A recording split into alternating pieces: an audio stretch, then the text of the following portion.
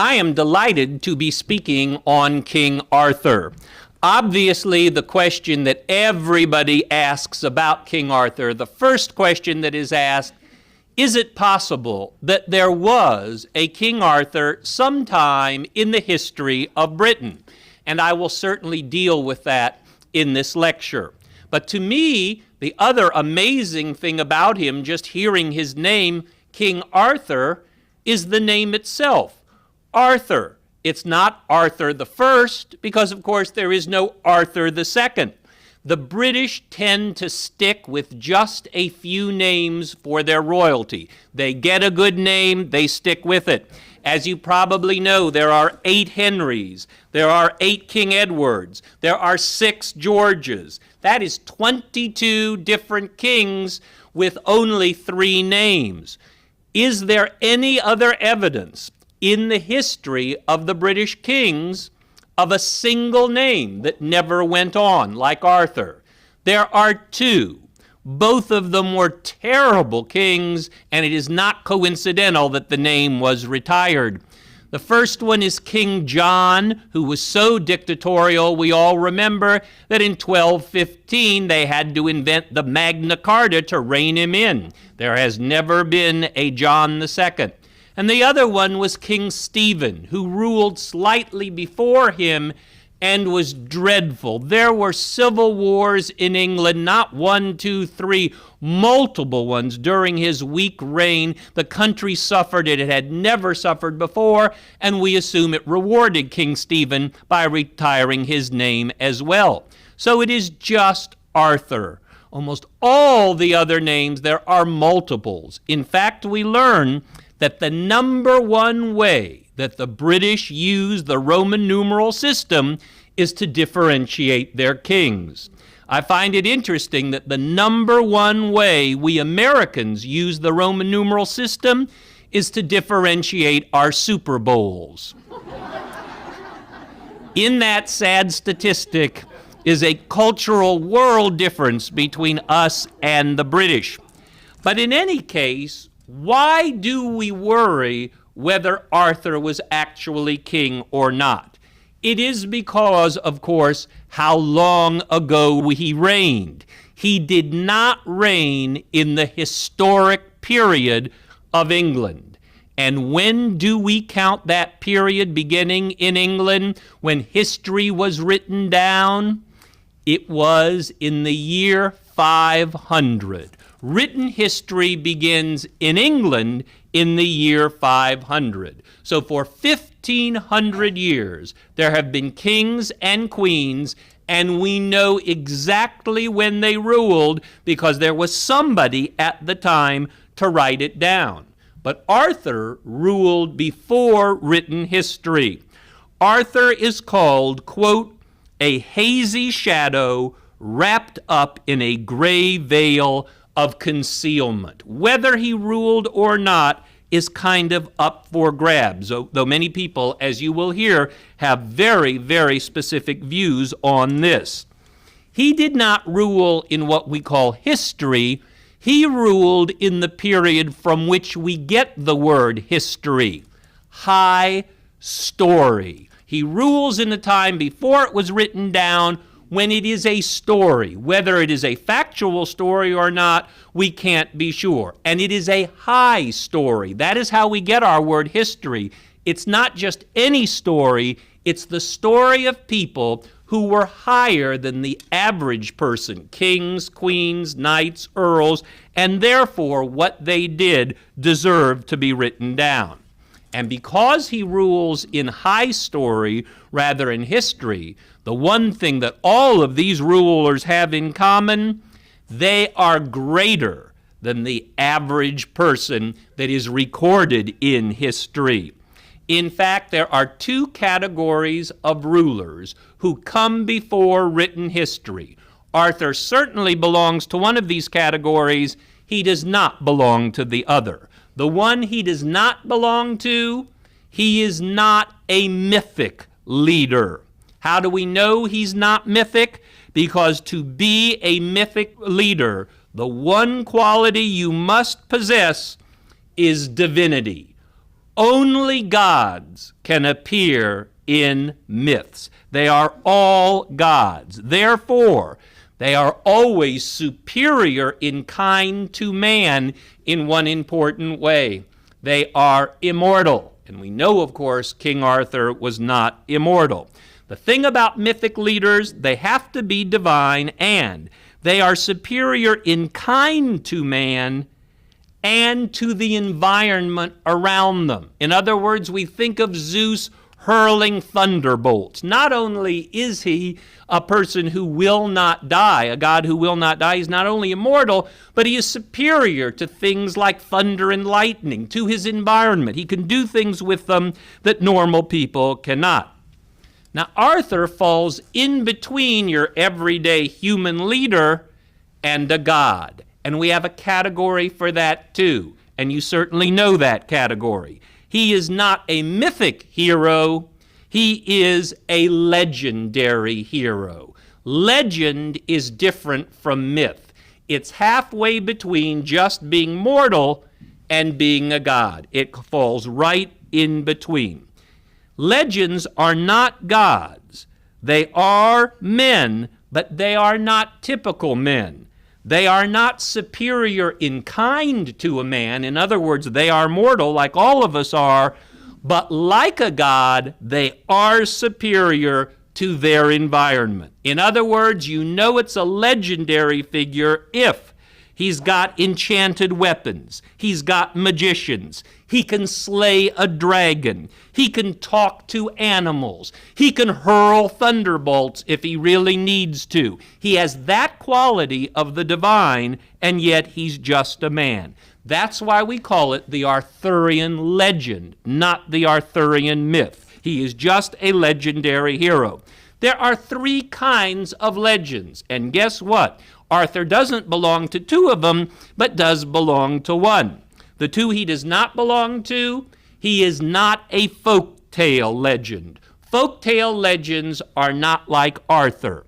In America, our two greatest legends are one, Paul Bunyan. We know he's not a normal man. First of all, he has a blue ox named Babe. This is a giveaway right here.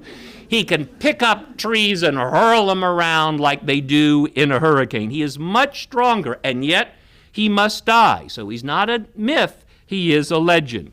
And the other one, who is so much more like us, is Johnny Appleseed. He is based on a real man, John Chapman, but Johnny Appleseed is a legend because he was in 38 states in 2.5 years, planted 2,500,000,000 apple trees, which cannot be done by ordinary people.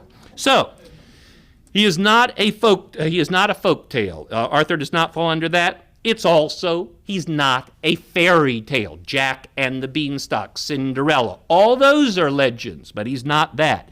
He falls into the best category of legend, the third category, romance.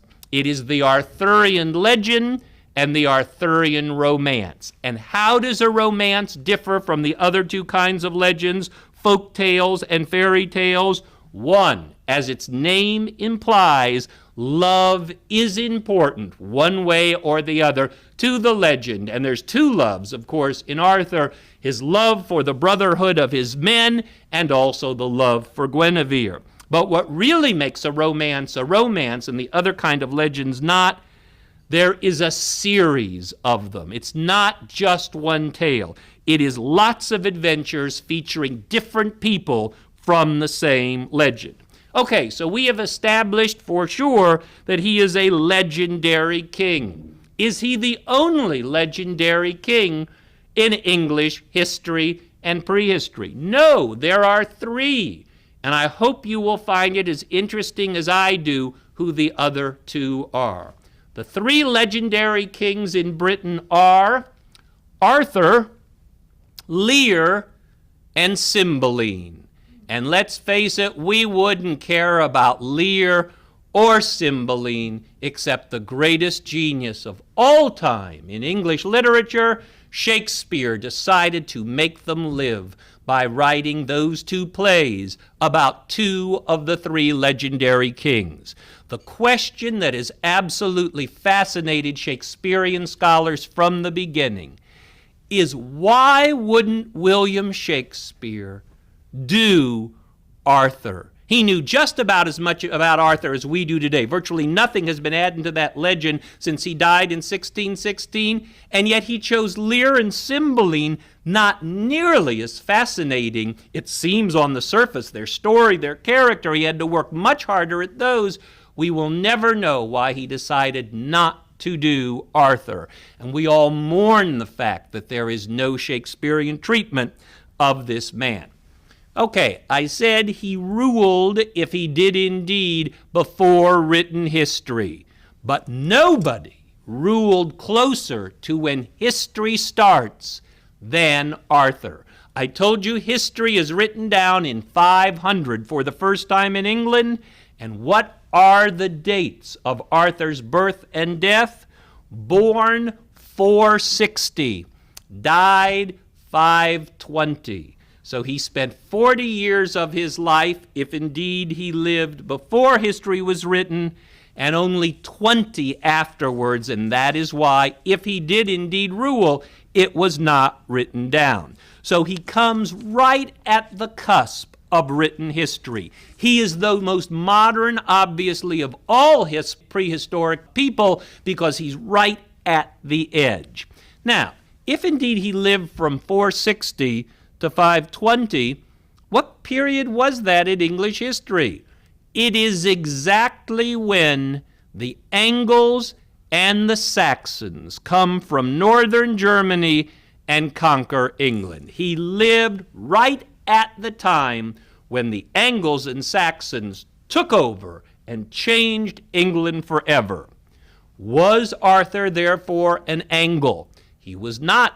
Was he a Saxon? He was not, but he is of two bloods, and this is what makes him the greatest legendary ruler of England.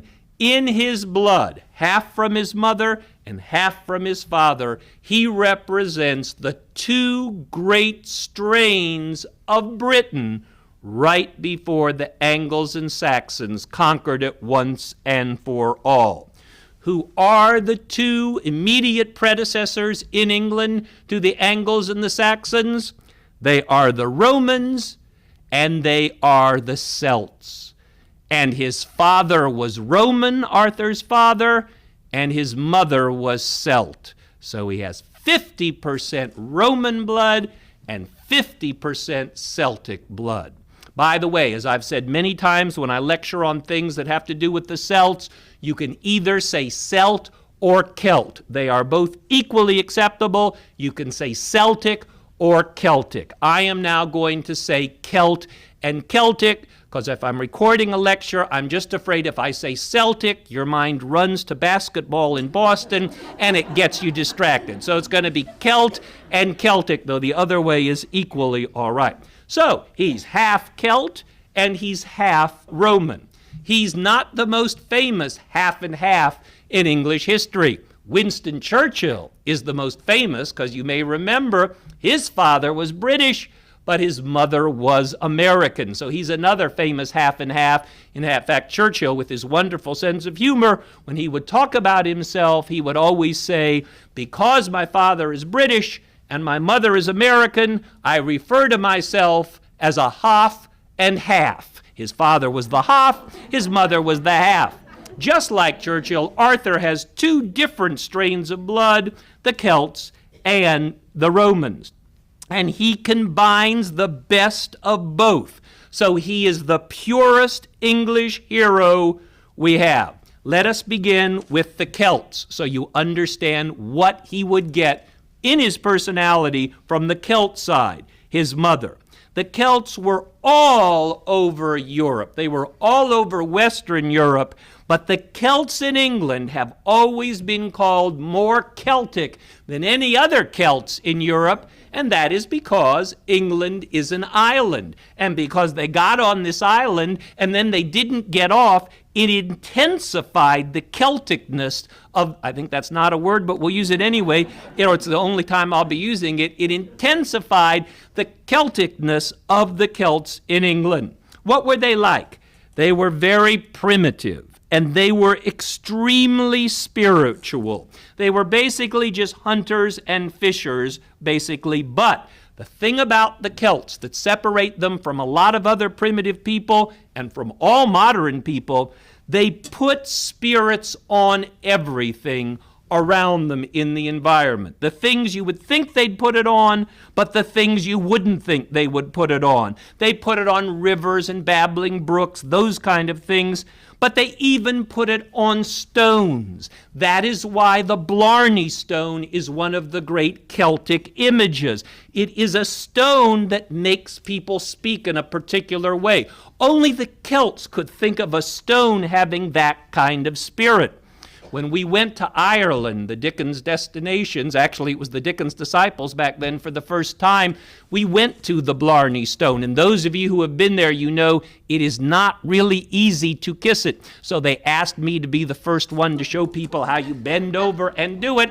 So I was, and as I was kissing the stone, I heard one of our participants say to the other, "Why would Elliot need to kiss the Blarney Stone?" And before I could answer, another person said, "Oh, he's not kissing it, he's recharging it." So keep that in mind as you listen to this particular lecture. So you have the Blarney Stone. In fact, it is the Celts who took something as simple as a gourd and decided that if you carved a mean enough face on it, you could displace evil spirits. And indeed, the jack-o'-lantern that we have as a symbol of Halloween goes right back to the Celts and their religion, which many of you know is Druidical. The Druids, it is a Druid holiday.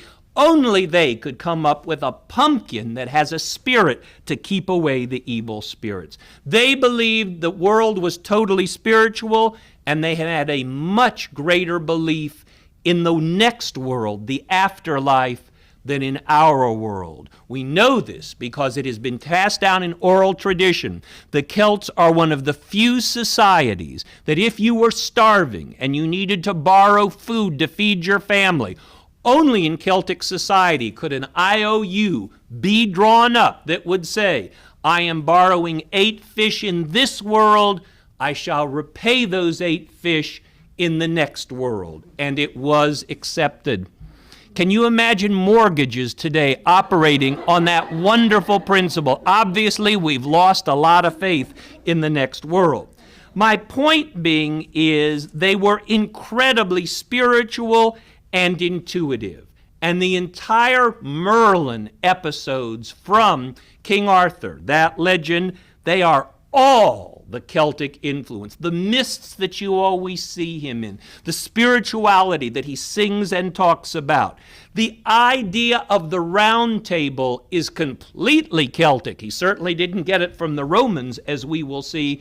The idea that because we are all spiritual essences, none can be truly higher than the other, because in the next world, which the Celts believed in more firmly than this, we shall all be equal. That is not necessarily just a Christian thought, it is a Celtic thought as well. The idea that you make the table round so no one is distinguished as terribly superior to anybody else.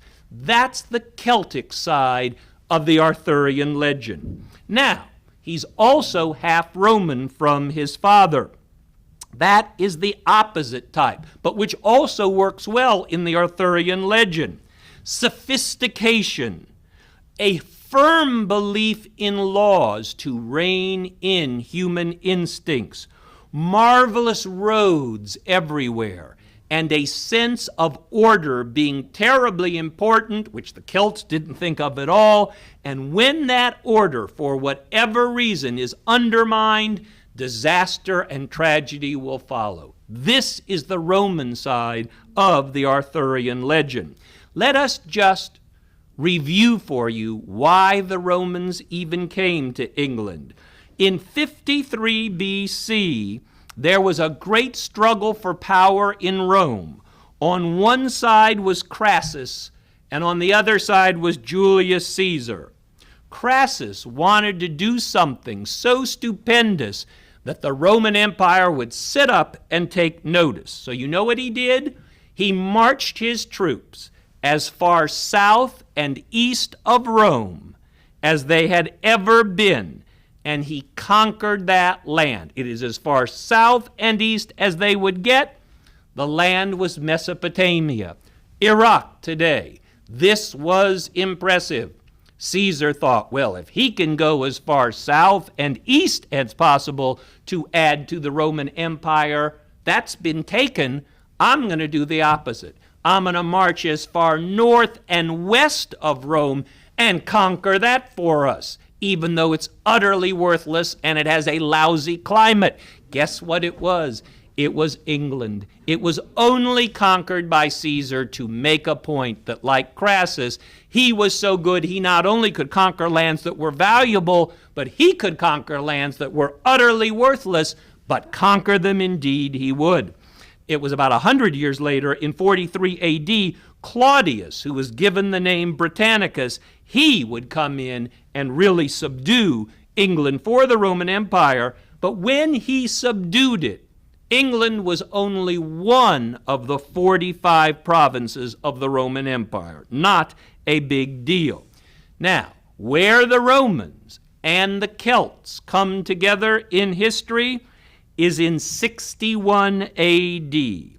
There was a king of the Celts named Prasutagus. Prasutagus had had a fine rule with his Celtic tribe. Nero was in charge of Rome, and Nero promised that if Prasutagus would pass away, his wife and daughters and family would be protected by the Roman Empire. Well, Prasutagus did die, but once he was dead, the Romans were terrible. They raped the wife, they raped the daughters, they plundered this part of the Celtic, not empire, because the Romans were the overall conquerors, but they had gotten along very nicely up till this point with the Celts. But that wife of Prasutagus, whose name was Boadicea, Boadicea was so outraged once her husband was dead by what happened to her and her daughters that she, in a fit of hatred and with a very, very good speaking ability, got all of the Celts in an uproar to destroy the Roman cities that were being built. They first destroyed the biggest one, which was Colchester. Then they went to a tiny one in 61 A.D.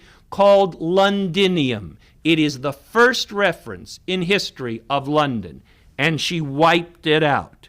She killed 30,000 Romans before it was put down. She had a battle cry because they had taken away her freedom.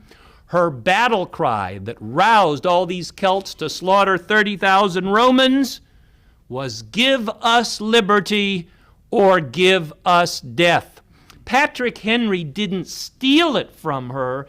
He took it from her for a purpose. He wanted to use the same phrase, "give me liberty or give me death," to remind the British that 1,700 years before, there had been other people who had been promised in England to be treated fairly, though they weren't in control, and did not. Rather than being slaughtered by the Romans when they finally did put down this uproar, she took poison. And she is honored today. If you go to the embankment, there is a beautiful statue of Boadicea, because this is what she did. I mention this because it sounds like the two parts of Arthur's blood, the Romans and the Celts, do not get along. But that is not true. Once that rebellion was put down, even Nero, as despicable as he was, understood that the way to conquer England is to have peace with the tribes like the Celts who were there before the Romans came. And so from 150 A.D. to 450 A.D., for 300 years in England, there were no wars. The Romans had no wars from 150 to 450. 300 years is a long time for no war. Look at our country. You go back 300 years, you have 1704. Think of the wars we've had to fight between 1704 and 2004. They had none. And because they had no wars, this culture, Roman primarily, with the Celts there all the time, had advances such as the British would not know for years afterwards. Do you realize by the year 300 in England, a middle-class person of Roman heritage could have central heat in their house and a hot bath in their house by 350 AD. Then Rome fell. When was the next time in England you could have central heat and a hot bath in your house? 1860. 1,500 years to get back to this wonderful period. Why am I emphasizing it? Because it is now that Arthur's father, Arthur's grandfather, it is this generation that brings in Arthur. Rome falls in 476 AD, and the Angles and the Saxons invade England. Now, we always hear that the Angles and Saxons invade England about 450 to 500. But why did these German tribes decide to invade England there? What did they want by invading England? They didn't want anything. They never tell us in history that the reason they were invading England and France at this time and Italy was that Attila the Hun had come to them from the north into Germany and was pushing them out of what is today Germany, so they had to go somewhere. They went to Italy, they went to France, and they went to what is today England. And so, this is an odd twilight time for England. The order of the Romans is disappearing. The baths, the walls, the bridges, all these things are being destroyed by what seemed to be mongrel people who had terrible breath because they ate leek and they put it in their hair and it was greasy. It were these barbarians just wiping out what they thought of as British Roman civilization. And that brings us now to Arthur's birth. And it is certainly a story that needs to be told. I told you his father was Roman. His name was Uther Pendragon. He was a very important Roman. He was invited one day to the Duke of Cornwall's palace. The Duke of Cornwall's name was Gorlois. He was a Celt, and he had a wife named Igraine. So you've got Gorlois and Igraine, okay? Well, Uther Pendragon visits these wealthy Celts, and he is inflamed by the wife Igraine. All of his attention is focused on this beautiful Celtic woman. Gorlois is insulted and asks him to leave, which Uther Pendragon does. And the Celt Gorlois is so insulted that he declares war on Uther Pendragon. But he is terribly upset because he knows the Romans are far more powerful, certainly, than the Celts, and he knows that Uther Pendragon is after his wife. So he decides he must lock her up in a place where Uther Pendragon can never get to her. He needs a place that is surrounded by incredibly difficult water on all sides. That place is Tintagel in Cornwall, which was the Celtic kingdom of Gorlois. So he protects her by putting her in this fortress, knowing that nobody, not even Uther Pendragon, could get to her at a place like this. And if you've ever been there, you'd have to admit, if you wanted to keep your daughter safe from men, a good place to put her, because it's awfully hard to get to, particularly before tour buses and other vehicles made it a little bit easier. Well, Uther was, as we would say today, hot for this woman. How was he going to get Igraine? Well, he consulted his advisor, whose name was Merlin. Now, Merlin wasn't all that impressed with Uther Pendragon. But what Merlin always wanted was a baby boy, not his baby boy, but a royal baby boy that he could bring up and train in his ways. And so it hit Merlin that if he could figure out a way to get Uther together with the Celtic princess, and they got together, a child would be born of the union, and he would get control of the child. So he was interested in the plan, and he came up with a wonderful one. He gives Uther these incredible altering drugs, and it turns Uther on the outside to look exactly like Gorloy. So looking like Gorloy, he goes to Tintagel, she sees him, thinks it's her husband, lets him in, and they sleep together. Then Uther kills Gorloy, and indeed, Igraine has a child. That child is Arthur. This is why he is half Celtic from his mother and half Roman from his father. And both of the best of these two cultures are in this young man. Now, because he is half Roman and half Celtic, they want to give him the appropriate name. They want him to be strong and as clever as a bear. And so they give him the Celtic name for bear, which is A-R-T-O-H, Arto. But just to make sure, they also give him the Latin word for bear, that if you've ever looked up in the sky and seen Ursa Major and Ursa Minor, you know that that word is Ursus. So the Celtic word for bear is Arto.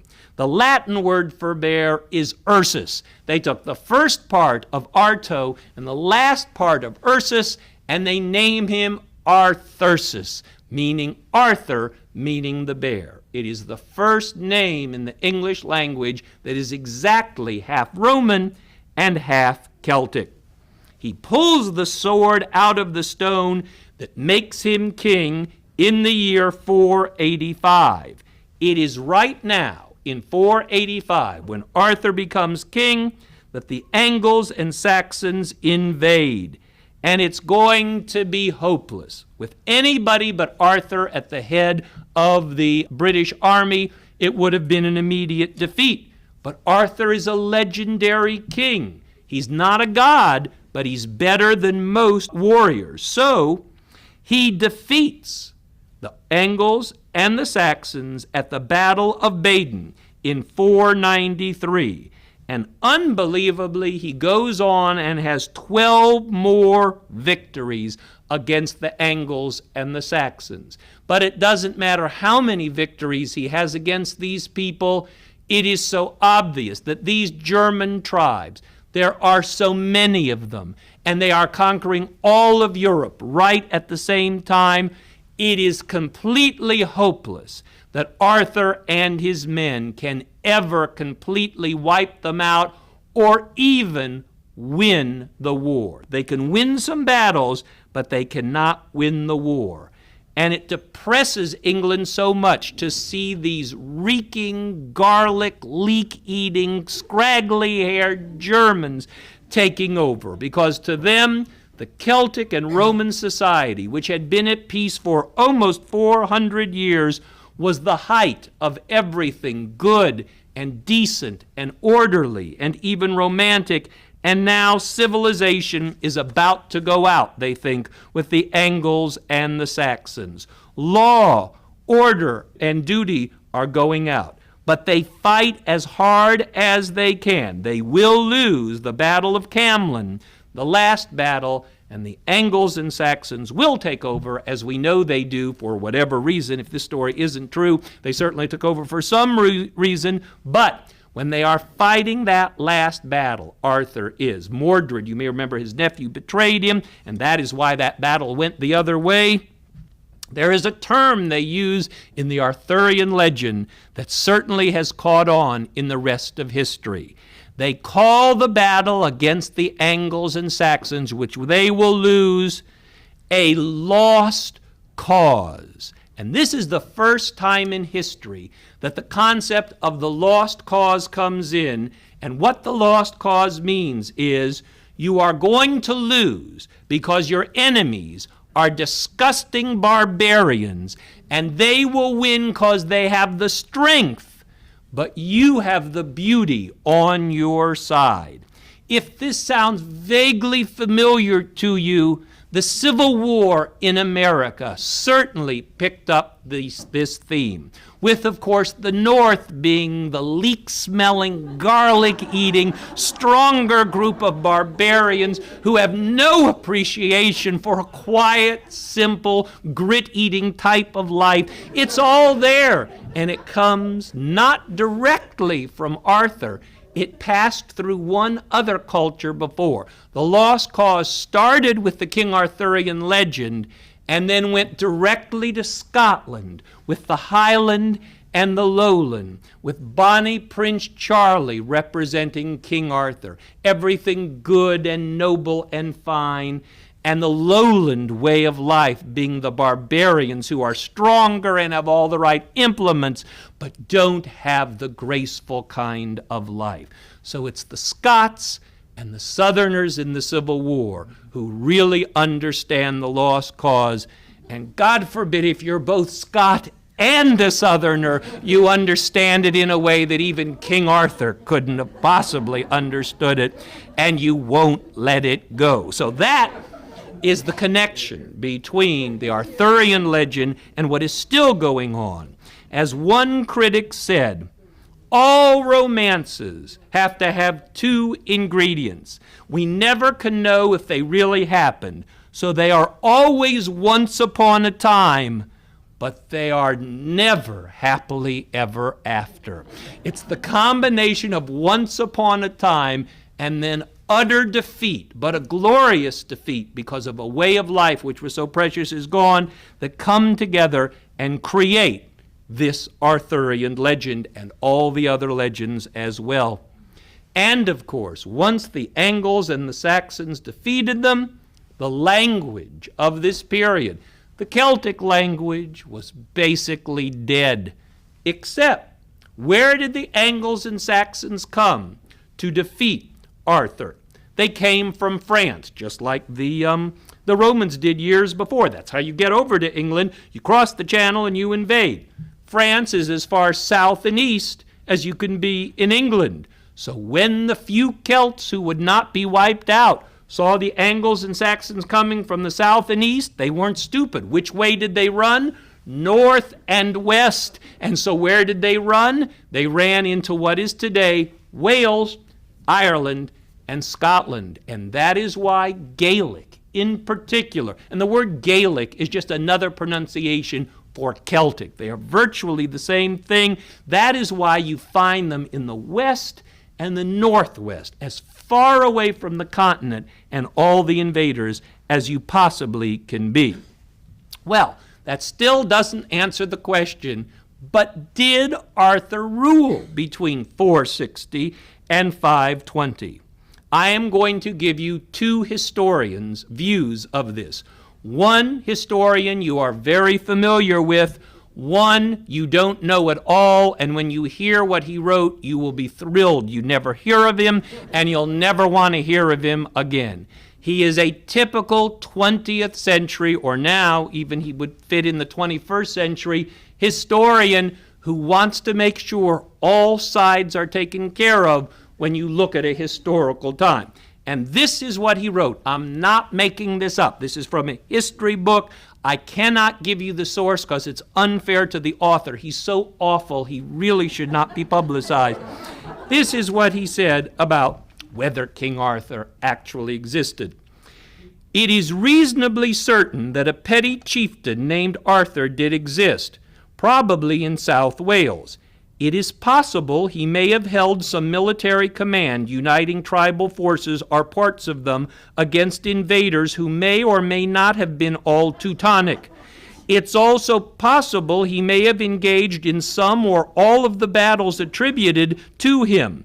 On the other hand, he may not have done any of this." Unquote.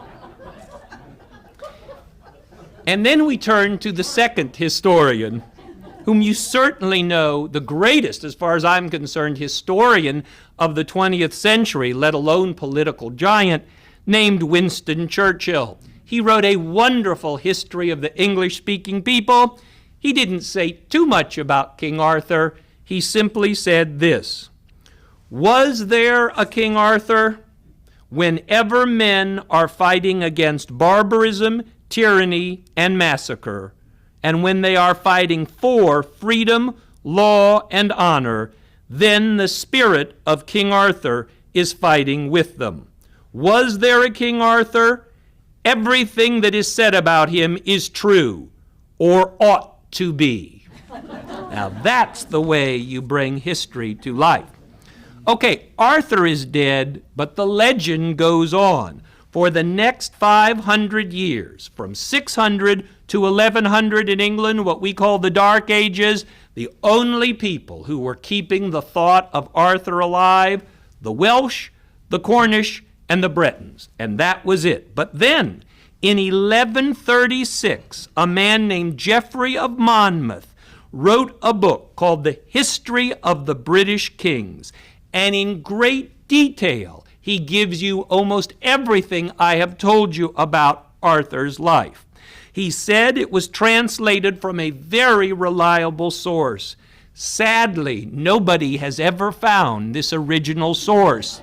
Many people think the source was right up here in his imagination. We simply don't know.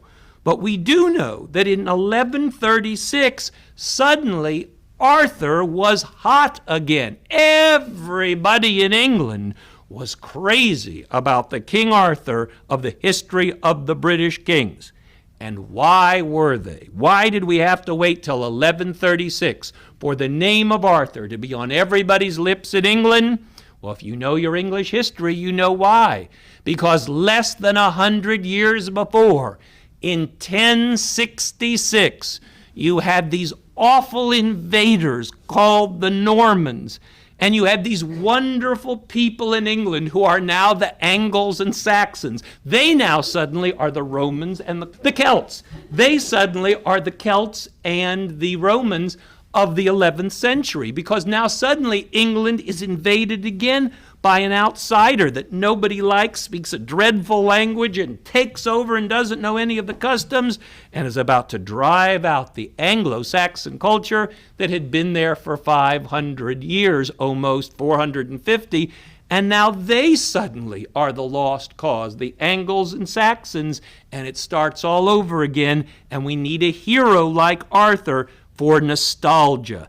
And tourists flocked in England, left their money there. The French found him fascinating. The Italians found him fascinating. And the French found the legend of King Arthur so amazing that they went home and they had to write a brand new chapter. It won't shock you what they made up. Before 1150, the story of Arthur was Arthur, the Knights of the Round Table, and his wonderful bride Guinevere. The French go home and invent, you guessed it, Sir Lancelot. That is their contribution. Out and out adultery that will ultimately destroy that English kingdom. That is a French invention. And then once Lancelot was invented, it made the legend look so bad, the Christian writers got so upset that they dreamed up, guess who? Galahad, the anti-Lancelot. Rather than going after a woman, he's going after the Holy Grail. And they figured it's not enough. If you try and balance Galahad and Lancelot, Lancelot still looks better, so they threw in Percival as well, another Christian knightly man, to balance the effect of the awful French who they felt had ruined the story by bringing this in. And with the French, you get the concept of chivalry, of knights of the Round Table. They weren't knights before. And it's a civilization that someone like Merlin can teach. Because you know how we get the word knight? It wasn't pronounced knight, it was pronounced Knecht. It's an Anglo-Saxon word. It comes from the German word, the Anglo-Saxon word kinder. Knechts, knights were kinder. They were young foot soldiers who needed to be trained in how you treat a woman, in how you treat your horse, in how you have concepts that are bigger of you of brotherhood. It's the idea of training young foot soldiers. We retain it today, actually, in our military as well. What do we call foot soldiers? Infantry. It comes from the same concept. They are just infants and they need to be brought up. And that's where the whole idea of Merlin training people in chivalric ways, first Arthur and then the Round Table in general, is still alive. And then what really put King Arthur on the map to stay. And the reason a professor in the 21st century can give a lecture on him, by incredible good luck, a man named Sir Thomas Malory was thrown into prison, and to pass the time, just like when Cervantes was in prison, he passed the time by writing Don Quixote, Malory passes the time by writing Morte d'Arthur, one of the great retellings of the Arthur story.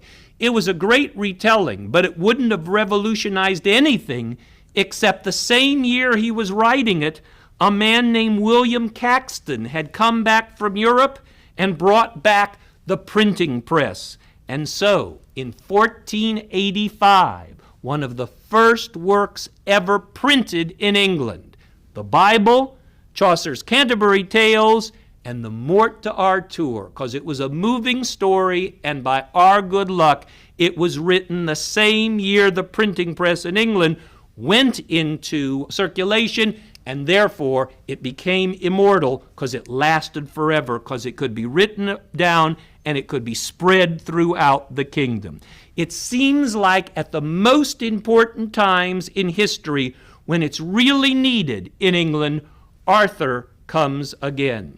The most famous retelling of the Arthurian tales came right after Queen Victoria lost her husband. She was so impressed and felt that the greatest marriage that ever had been created was created between her and her wonderful husband, who could never be king of England, but who would be, in his own way, a prince, Prince Albert. He dies at an incredibly young age, and it is such a shock to her system that this knightly man has passed away, that Alfred Lord Tennyson becomes inspired in the same years when Victoria loses Albert to write The Idylls of the King, one of the most beautiful, actually I think the most beautiful retelling of the Arthurian legend.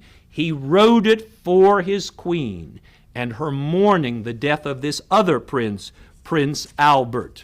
And to bring it back to America, there is one time in American history that it would be revived. It would be a time when the person who revived it saw her era as this one brief shining moment of culture and grace, replaced by Lyndon Johnson and Lady Bird, the exact opposite barbaric, leak-smelling court. You must know this. Jacqueline Kennedy referred to Lady Bird Johnson to her friends as Sister Cornpone. She didn't have much use for her. She didn't understand what we know about Lady Bird Johnson right now. Just because you have a Southern accent doesn't mean you can't be twice the lady as somebody who is from the North. But it seemed to Jackie Kennedy, when her husband was killed and the Johnson group came in from Texas, it was the Angles and Saxons all over again. And so when William Manchester interviewed her for the book Death of a President, it was the first time ever that anybody had ever heard that Jack Kennedy's favorite musical was Camelot, that Lerner and Loewe had just written. We tend to think today it was not his favorite musical. He probably didn't like it at all. He's one of the least sentimental, most practical men in the world. But Jacqueline Kennedy, needing a Prince Albert moment, needing to set their administration apart in a glorious way from the commonness that would follow with the Johnson administration, she's the one who wants it in the book that this was his favorite musical, and his favorite line of all time of any musical was "for one brief shining moment," and it has stuck ever since. The Kennedys have been related to Camelot, for better or worse, from then on. Well, that takes us from the invasion of England by Julius Caesar, 45 BC, up to 1964, when Jackie Kennedy will once again revive this idea of Camelot. And it is certainly not the last time. Any time a glorious lost cause is needed to be revived, Camelot becomes the perfect symbol. And I hope by this lecture you have a better understanding of why.